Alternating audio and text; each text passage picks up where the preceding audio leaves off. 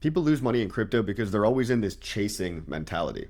They're chasing excitement and cheap dopamine hits from the daily news. They're watching the 1 second chart or even the daily chart, and they're looking for somebody else to have all the answers instead of taking the time to learn core concepts about crypto like ownership, self sovereignty, most importantly, long term thinking as an investing mindset, not a day trader's mentality. Not the drama of the day, not begging people for their price predictions, because look, the truth is nobody knows where the prices are going. At any given moment, you could take half the people that think we're going lower, half the people think we're going higher. All that matters is in the long enough term, are you going to be right?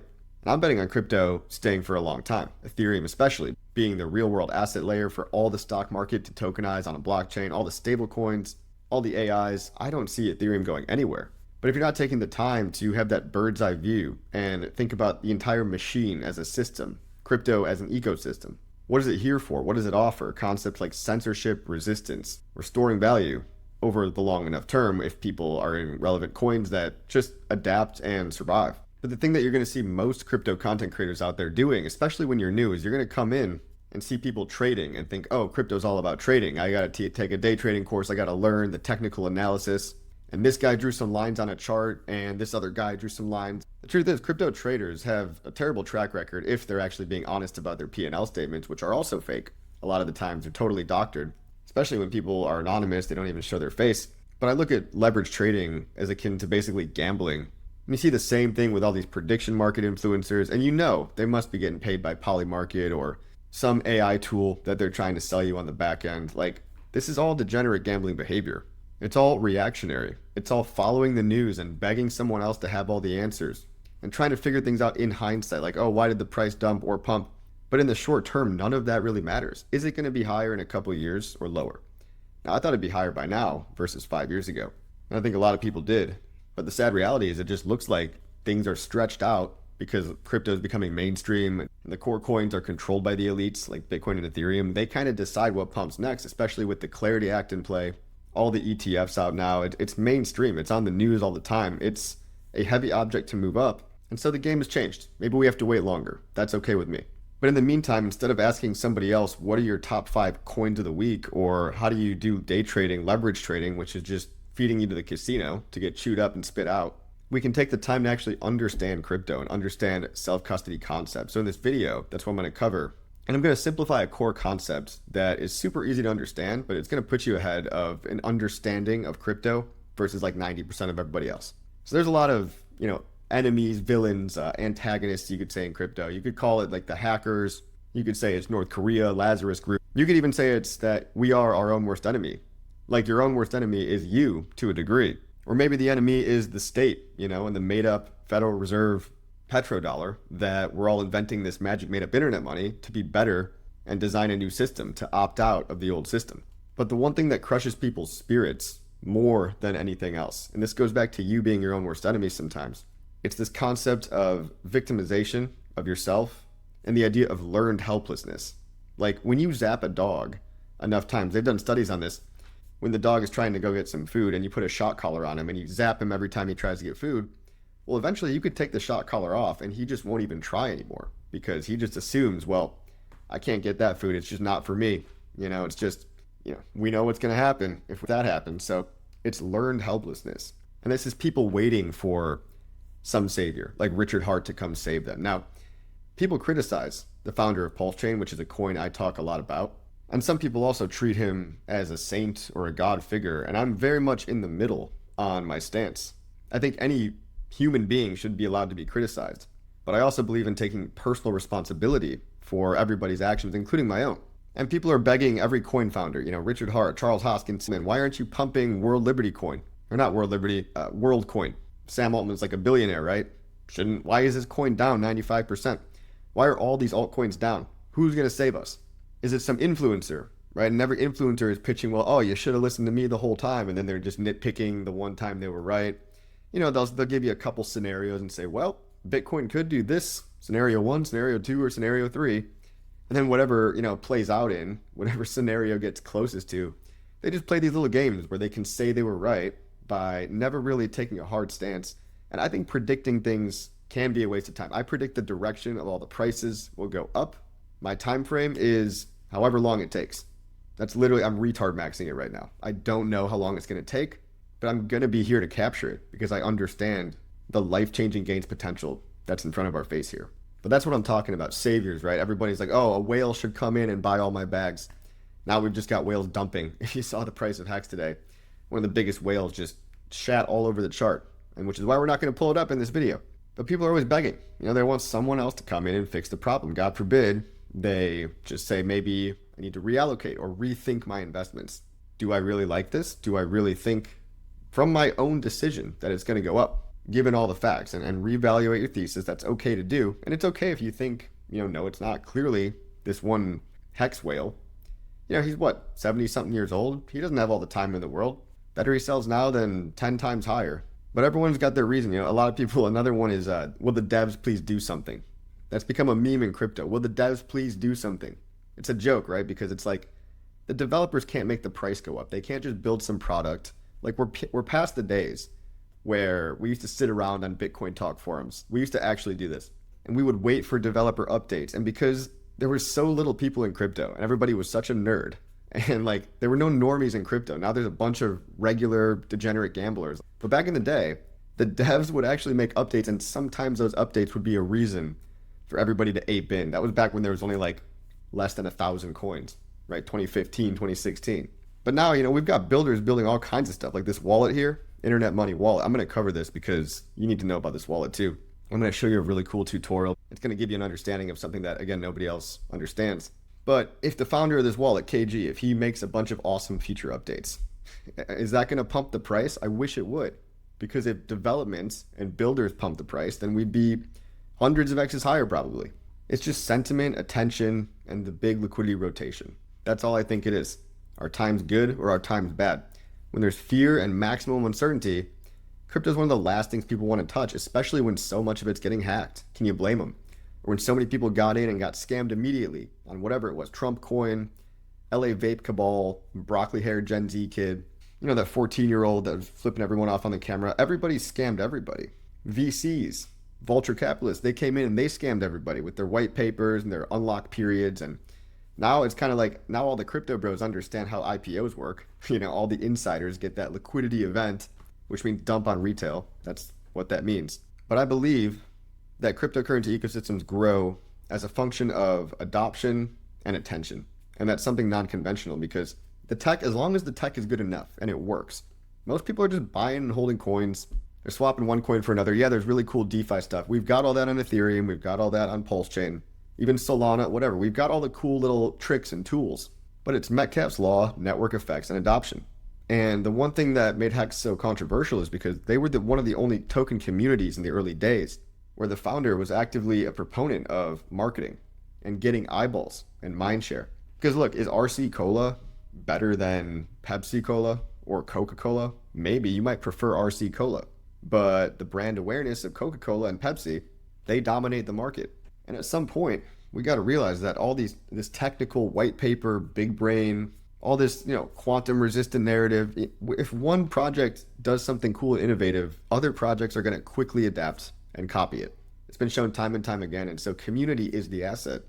People are the asset. Attention, in my opinion, attention is the asset. This is what I've learned to be true so far in my crypto journey. But one thing you can do while we're all waiting around, we're waiting for our numbers to go up. Maybe we're dollar cost averaging. I've got my wallet right here. This is my BDSM wallet here. This is the pain, the discipline and bondage. It's very painful to buy at these prices.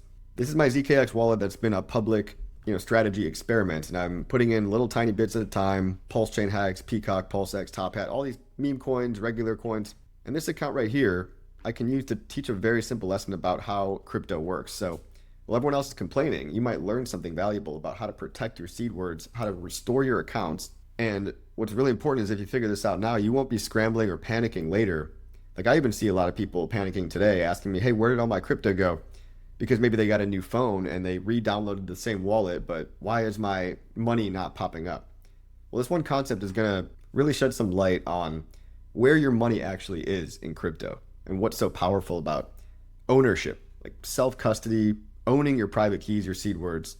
This is the hill that I basically die on in all my videos. It's like, if you don't own your crypto, if it's on Coinbase, you don't actually own your crypto. So look, yeah, I know the PulseChain sentiment sucks. The prices suck. Everyone's waiting for, maybe a savior, maybe just a catalyst, a news catalyst, the Clarity Act, or whatever.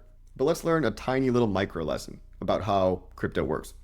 You see this right here, the 0x96. This is called my public address. You can share it with somebody else. It's how you pay people in crypto. It's the address that the money goes to and then gets sent out of. It's kind of like your email address, but for crypto. And these are all public, and you can look them up on block explorers. So unless you make it private with this shielding feature over here, that's why I like ZKX, blockchains are actually public. But where does the money really live? Like, what if I told you that this money doesn't actually live on my computer at all? It doesn't live in this wallet. There is no inside the wallet. There is a blockchain underpinning and showing me the data. And the wallet is basically a window. It's like a window into this network. And for me, it finally clicked when I backed up one of my wallets onto a new wallet software. So maybe you're thinking about using a different wallet, like Internet Money Wallet, for example. It's a very good alternative to ZKX. So as an example, let's say you get a new wallet. How do you transfer your money over and not lose everything and understand what you're doing in the process? It's very simple. We're going to download this wallet. We're going to go ahead and just add this to the browser right now. I'm going to show you how my money from here, from this ZKX wallet, is easily going to be transferred over to a fresh wallet. So right here, you can see when I open the wallet for the first time, I can create a new wallet or I can import an existing one. So if I wanted to transfer all my money from this wallet to a different wallet, it's not really a transfer, right? It's just re-importing the same seed words. But what are the seed words? I just want to go through this really quickly because what your seed words are, if you've ever set up a wallet, you've got these 12 words. A lot of people screenshot them. You should just write them on paper. Don't keep them online. Don't keep them on Google Drive or whatever. This seed phrase generates an infinite number of accounts. So if I go over to my ZKX wallet here, right, you'll notice if I go into the settings and the account section here, I can just keep adding more and more public addresses. So you could think of the seed phrase like the master password that gives you infinite numbers of accounts. I can do 1, 2, 3, 4, all the way to hundreds and hundreds if I wanted to.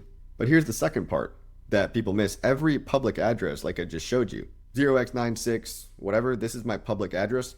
Well, every public address has a private key associated with it, one for one.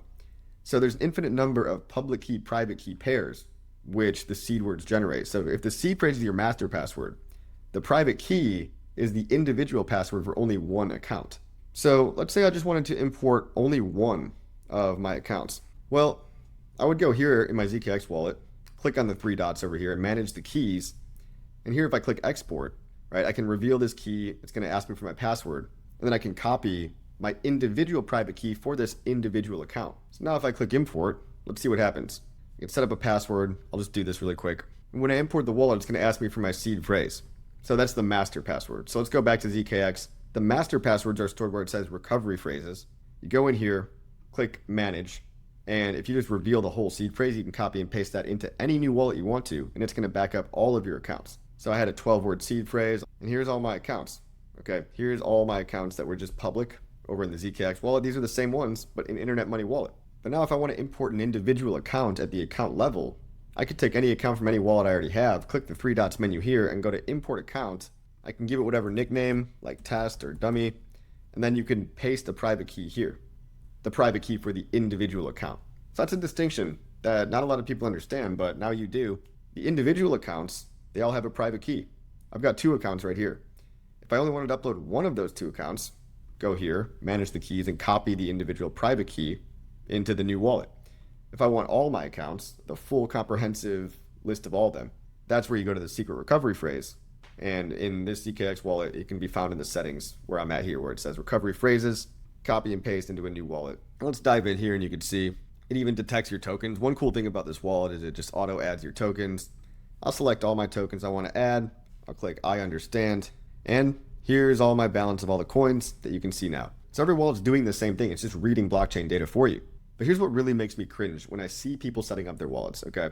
It's when I see people screenshot the seed words and then they go save it somewhere like in their iCloud, or I've seen people lose 5 figures, even 6 figures doing this one simple mistake. So just don't do that, because with great power comes great responsibility. But here's my actual philosophy on the whole thing. And this is what people might disagree with. I think they're just wrong. I think they're just being a bit lazy. And that is, if your crypto lives on an exchange, you do not own that crypto. Sure, you might have some legal right to it, but ultimately, if Coinbase decides that you're doing something that they don't like, or, maybe one day your address becomes tainted by some scammers messing around with you or something, it could take you months or even years to file a lawsuit to get your own money back. And Coinbase has and does freeze people's funds without warning. Not just Coinbase, Kraken, Binance. I'm not trying to pick on any one exchange, but they're all notorious for freezing your funds, telling you what you can and can't buy, and just not giving you any reason. So if somebody can freeze you or censor you, that's not real ownership. So that's why I'm always testing out different self-custody tools. You might hear people say self-custody. It just means something where you own your own private keys. Now look, Internet Money is not paying me to make this content. I wish they were, but they're not a sponsor. Neither is ZKX. I'm not sponsored by any of these wallets. I'm using them because they're actually decentralized and they give you the power not only to own your own money, right? So no one can freeze you or censor you, but so that you have all the opportunity to buy coins that can actually have a higher chance of pumping. Versus if you look at all the exchange listings in the last couple years on Coinbase or whatever, from the moment that these coins get listed on centralized mainstream exchanges, and everybody begs, oh, please list on centralized exchanges. The minute they do, the coin starts dropping, because that's kind of like the insider IPO moment in crypto land. It's like when you get listed on big exchanges, you can go look this up. 10 for 10 out of the last Coinbase listings are down 90% or something like that from the date they were listed. And insiders know that when stuff hits a big exchange, this is an exit liquidity event. This is for retail normies that are uneducated and that are late to the party to basically get dumped on, but think that they're getting the hot new coin when they really could have been probably buying that coin months ago if they were doing it, on a DEX, using a wallet, and not just stuck on whatever centralized exchange app that they happen to use. So I know, everything is terrible right now. The prices are absolutely awful. Now is the time to focus on understanding what we're actually holding, what we're even doing here. Because a lot of people ran off to Hyperliquid or Bybit. They're doing leverage trading, they're doing prediction markets, they're just gambling, and a lot of them are losing money, and they're not going to really talk about that. No one's going to talk about it because these big exchange platforms have big marketing budgets. They can pay people off. They can pay affiliates. The Bybit affiliate link, for example, in crypto is one of the most popular because it's a lifetime affiliate. So you basically hook somebody on leverage trading for life, and the more money they lose on that platform, the more money the referrer gets. And it doesn't matter if the referrer actually even trades himself or not. Most of the time, if they're smart, why would they? Why would they want to lose money? They profit when other people lose money. And not all influencers are bad, okay? A lot of influencers are totally fine. People that will also say something similar. But a lot of creators out there, they're just going to show you the flashy dopamine hit. Here's the juiciest news. Here's the latest drama. Here's the top 5 picks of the week of some new crap to buy after I already bought it. Or there's always the guys, giving their TA and their price predictions and pulling numbers out of their butt, but learning these concepts of self-custody and not getting tricked into the speculation machine, which is what they want. All these centralized platforms, they make money on volume. So they don't care if you win or lose. They're just casinos. They are new casinos. They're digital, borderless casinos with less rules and regulation. And a lot of people think that's what crypto is. A lot of people think pump.fun is the end-all be-all. Yes, it can be interesting. It's got some use cases. But in PulseChain, you've got a long-term committed community that does think on many years as a time frame. They are focused on building useful tools right now, even despite the prices crashing. I just showed you 2 wallets today, Internet Money and ZKX. And I also explained, remember, how public keys and private keys work. Each account has its own private key. One seed phrase generates infinite numbers of public-private key pairs. So keep learning, keep focusing on understanding what's going on. As long as we survive and adapt and grow and continue to learn, we're going to make it. We're going to be okay. The people that come in, they don't care about learning. They say, give me the ticker symbol, bro. Give me the CA, the contract address. The total degenerates are probably not going to make it long term because they're going to blow their accounts up, or they're just going to keep coming back and be doomed to repeat that process over and over. And by the way, when it comes to doing crypto the right way, I've got these metal seed word storage cards right here. These are PulseChain laser engraved, custom made, waterproof and fireproof. Because if you do want to do crypto right, they also come with a stencil. Stencil's right here. So you can write all your seed words down on metal, and an engraving pen. And the reason I sell these is because, well, they're great promotion for PulseChain. They make great gifts, onboarding tools. Also, you're going to help support the channel if you like what I do. But most importantly, first and foremost, it keeps your own crypto safe. So you should choose to care enough about your crypto to keep it safe. Yeah, you can write them on paper, but these are a little nicer. Of course, we've got bulk discounts as well. So the more you buy, the better discount you'll get. So just hang in there. Make sure you like, subscribe, share, leave a comment. And I hope you learned something. See you on the next video.